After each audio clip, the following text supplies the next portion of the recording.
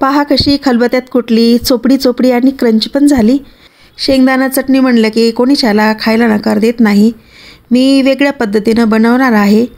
ह्या चटणीसाठी मी ना जिरे ना लसूण घालणार आहे, फक्त त्यामध्ये एक अशी सिक्रेट साहित्य घालून तयार करणार आहे। त्यामुळे ती चविष्ट आणि रुचकर लागणार आहे।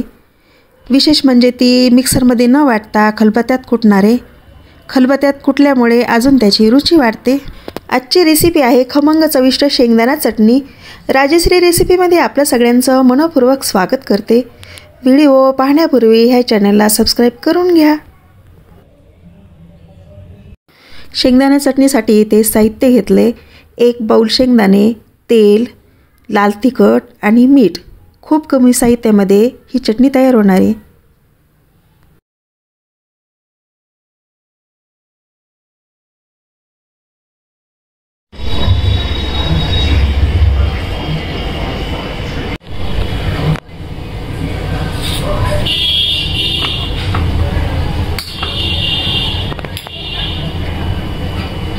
प्रथम आधी शेंगदाणे भाजून घ्यायचे।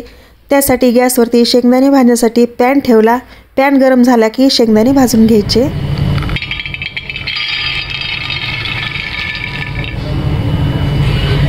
शेंगदाणे खरपूस भाजून घ्यायचे। त्यासाठी शेंगदाण्याला सतत हलवत राहायचे।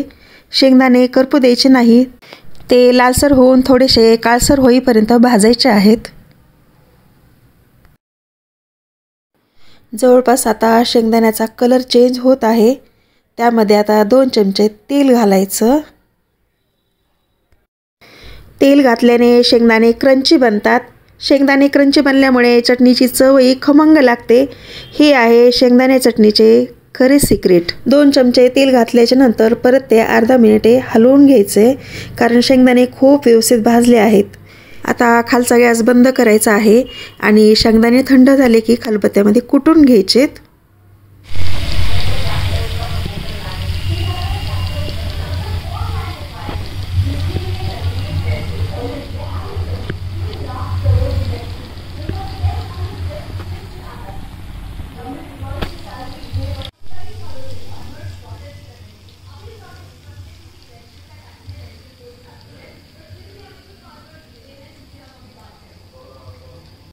दहा ते 15 मिनिटं झालेत। आता चटणी वाटायची।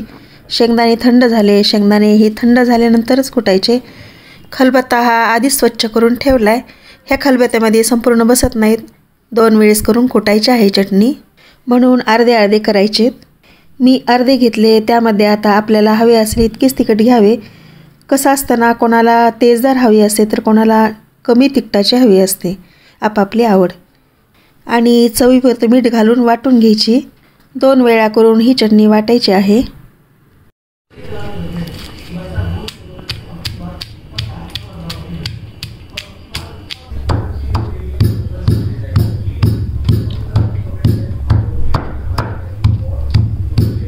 आधीची वाटलेली शेंगदाणे चटणी काढून घेतली।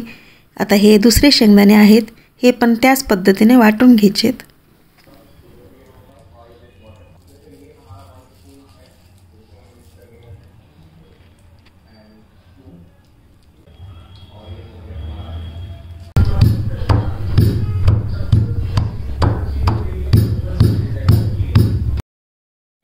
दुसरे शेंगदाणे पण त्याच पद्धतीने वाटून घेतलेत। झाल्या दोन्ही पण वाटून, दोन्ही एकत्र केल्या। कशी मस्त झाली, चोपडी चोपडी आणि क्रंची पण। अशा पद्धतीने चटणी तुम्ही बनवली तर तुमच्या कुटुंबातील व्यक्तींना खूप आवडेल। सतत घरातले व्यक्ती ह्या चटणीची फरमाईश पण करतील। तुम्हाला तुमच्या आजूबाजूच्या महिला किंवा मैत्रिणी ह्या चटणीचे सिक्रेट पण विचारतील। काहीच अवघड नाही, खूप सिंपल पद्धतीची ही रेसिपी आहे। ह्या रेसिपीला दुसरे नाव पण आहे सोलापुरी चटणी। पहा कशी मस्त झाली, चोपडी चोपडी। तुमची मुलं तुम्हाला सारखेच विचारतील की भाजी नको आम्हाला, चटणीच हवी आहे। तुम्हाला आजची रेसिपी कशी वाटली कमेंट्सद्वारे नक्कीच सांगा। ह्या चॅनलला कोणी सबस्क्राईब केलं नसेल तर सबस्क्राईब करून घ्या आणि व्हिडिओ जर आवडला तर लाईक आणि कमेंट्स करायला